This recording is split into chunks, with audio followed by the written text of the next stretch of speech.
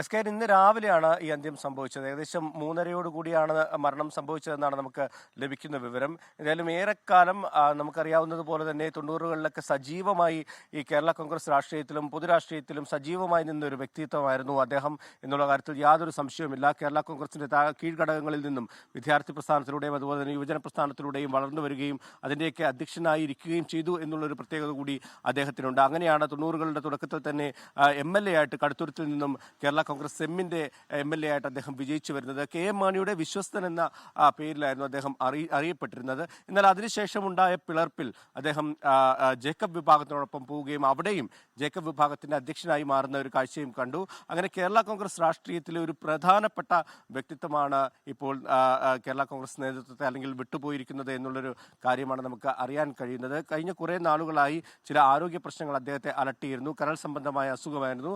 ഏറ്റവും ഒടുവിലായിട്ട് ജോസഫ് വിഭാഗത്തിന്റെ ഒരു സഹയാത്രികനായിട്ടായിരുന്നു അദ്ദേഹം നിലകൊണ്ടിരുന്നത്. പ്രത്യേകിച്ചും കഴിഞ്ഞ പാർലമെന്റ് തെരഞ്ഞെടുപ്പിലൊക്കെ ഫ്രാൻസിസ് ജോർജിന് വേണ്ടിയൊക്കെ അദ്ദേഹം സ്വീകരിച്ച നിലപാടുകൾ അത് വലിയ ചർച്ചയാകുന്ന ഒരു കാഴ്ച നമ്മൾ കണ്ടതാണ്. അതിനുശേഷമാണ് ആരോഗ്യം അദ്ദേഹത്തെ ബാധിക്കുന്നത്, ആരോഗ്യ പ്രശ്നങ്ങൾ ഉണ്ടാകുന്നത്. കഴിഞ്ഞ ദിവസം ഏതാനും ഒരാഴ്ചയായിട്ട് പാലായിലുള്ള ഒരു സ്വകാര്യ ആശുപത്രിയിൽ ചികിത്സ തേടുകയായിരുന്നു. ഇന്നലെയോടുകൂടി മരുന്നുകളോട് പ്രതികരിക്കാതെ വരികയും മരണം സംഭവിച്ചുവെന്നാണ് നമുക്കറിയാൻ കഴിയുന്നത്. വൈകുന്നേരത്തോടുകൂടി അദ്ദേഹത്തിന്റെ മൃതദേഹം വീട്ടിലേക്ക് മാറ്റും. തുടർന്ന് നാളെയാണ് സംസ്കാര ചടങ്ങുകൾ നിശ്ചയിച്ചിട്ടുള്ളത്. ലോകത്തെവിടെയായാലും ഏത് സമയത്തും 24 വാർത്തകളും ഓഗ്മെന്റഡ് റിയാലിറ്റി പാക്കേജുകളും എക്സ്പ്ലെയിനറുകളും വിശദമായി കാണാൻ ഞങ്ങളുടെ യൂട്യൂബ് ചാനൽ നിങ്ങൾക്ക് സബ്സ്ക്രൈബ് ചെയ്യാം.